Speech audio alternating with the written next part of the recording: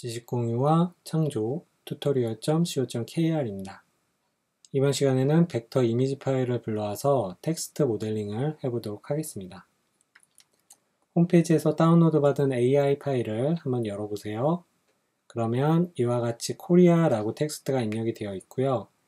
이런 식으로 글자를 벡터화 시키는 방법은 글자를 입력하고 마우스 오른쪽 버튼 눌러서 Create Outlines를 체크를 해주셔야 벡터 이미지화 되는 거고요.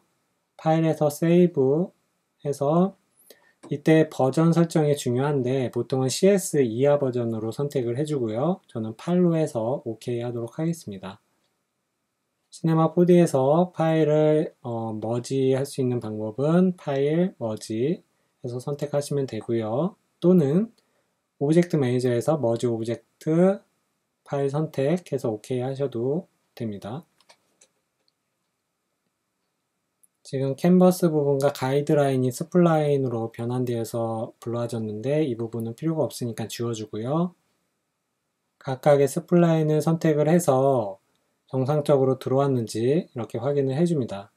자, 이 부분은 하나의 글자이기 때문에 그룹 오브젝트를 해주고요. 각각의 오브젝트에 네이밍을 해줍니다. 그리고 익스트루드를 적용을 하는데 이때 익스트루드 적용을 할 때 그 밑에 그룹되어져 있는 스플라인까지 영향이 미치지 않고 있죠. 이럴 때는 하이어라키컬리하는 항목을 체크를 해주시고 두께를 주셔야 됩니다. 그리고 이 부분과 이 부분이 축이 지금 맞지가 않는데 자, 여기서 축을 제로로 해서 상위에 있는 부분과 부모 오브젝트와 축을 일치시켜 주고요. 그러고 나서 필렛을 적용을 시켜줍니다. 레디어스 값은 저는 한 2 정도 주도록 하겠습니다. 그리고 줌인해서 보면 필렛이 지금 스플라인에서 확장이 되면서 이렇게 적용이 된 것을 볼 수가 있습니다. 이럴 때는 컨스트레인을 체크를 해주셔야 스플라인 안쪽으로 필렛이 적용이 돼서 중복되는 것을 방지를 할 수가 있고요.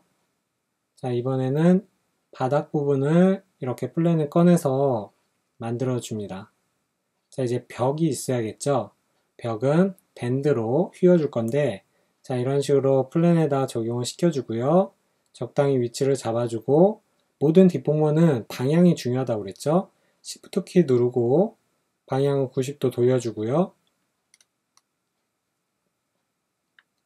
스트렝스 값과 앵글 값을 이렇게 각각 90도로 조정을 해줍니다. 90, 마이너스 90. 자, 그러면 이런 식으로 90도로 벽이 생긴 것을 확인을 할 수가 있고요. 적당히 위치 조정을 해주고 자, 이 부분 사이즈를 조정을 해주면 라이트 뷰에서 보도록 하겠습니다. 사이즈를 이렇게 조정을 해주면 완만한 벽이 이렇게 생긴 것을 볼 수가 있고요. 디스플레이에서 고러드 쉐이딩 라인을 체크를 해주고 세그먼트를 조절을 해주면 부드럽게 벽을 만들 수가 있겠죠.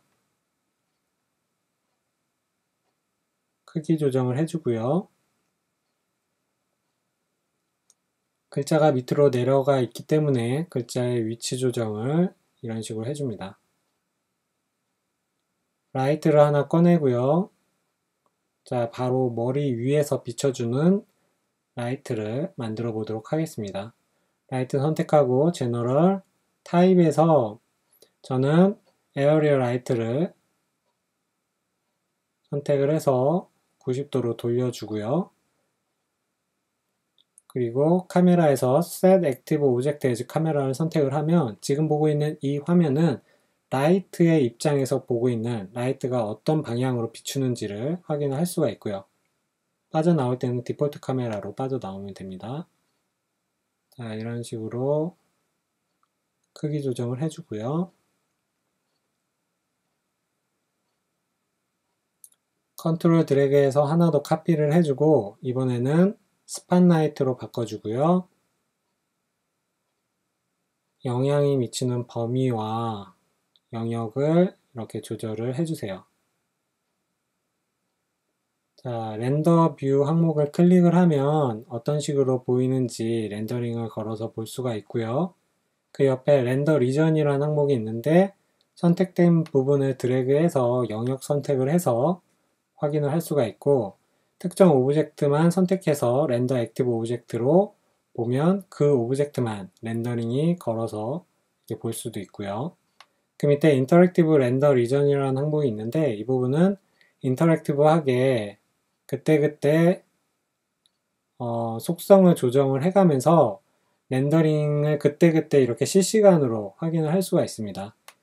이 부분 아이콘이 있는데 위아래로 조정을 할수록 퀄리티 차이가 있고요. 위로 조정할수록 퀄리티가 높고 대신에 시간이 오래 걸리겠죠? 자, 라이트 설정을 좀 이렇게 조정을 해주고요. 자, 라이트를 하나 더 꺼내서 이번에는 뒤에서 비춰주는 라이트를 만들어 보도록 하겠습니다. 스팟 라이트로 해주고요.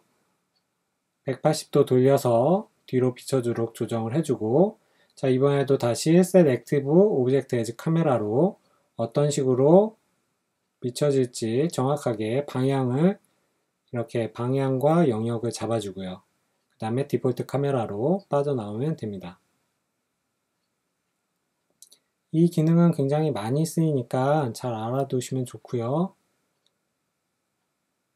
자, 저는 HSV 시스템으로 일단 매터리얼을 하나 생성을 했습니다.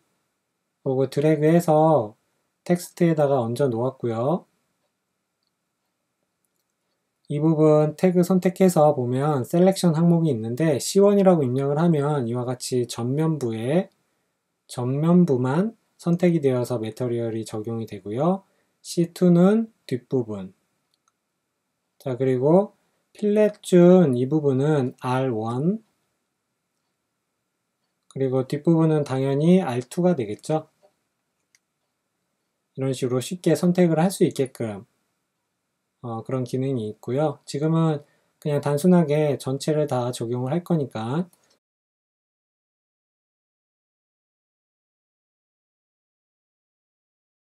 다시 이런 식으로 매터리얼을 적용을 해줍니다. 자, 지금 매터리얼 에디터 항목과 어트리뷰트 항목이 지금 있는데 양쪽 부분 다 같은 부분이에요.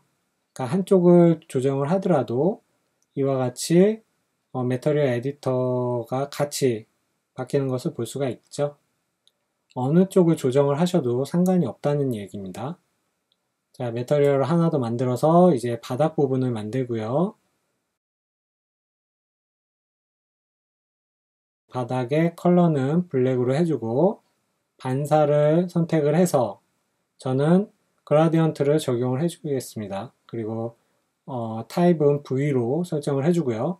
이렇게 주면 어떤 효과가 나타나냐면 자, 이런 식으로 보게 되면 저는 그 오브젝트와 멀어질수록 반사를 좀 이렇게 희미하게 해주고 싶거든요.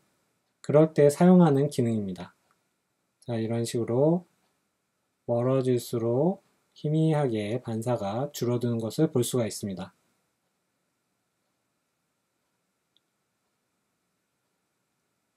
그리고 이 텍스트 부분도 반사 값을 조금 주도록 하고요.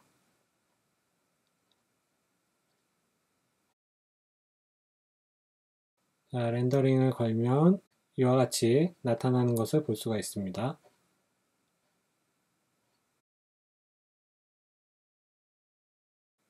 이상으로 벡터 이미지 파일을 불러와서 텍스트 모델링을 해보았습니다.